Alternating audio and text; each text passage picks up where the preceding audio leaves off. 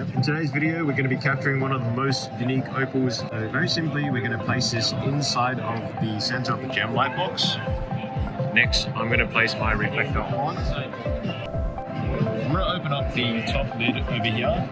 I've got my GemLightbox up here, and I'm going to place it on top. And just like that, with our auto brightness feature, we can get a beautiful white background and simply click to capture. Just like that, we've created this amazing photo, just one click.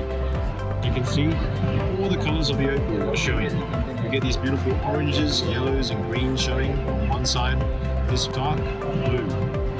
Now let's create a 360 video. So very simply, let's place this into the center. Reflector goes on. We're going to go to our video mode. Place the smartphone on top. Zoom out a little bit. And simply click to capture. You'll notice in the video, when it spins 360, we really see that difference in color. When the stone is moving, all these different shades come out.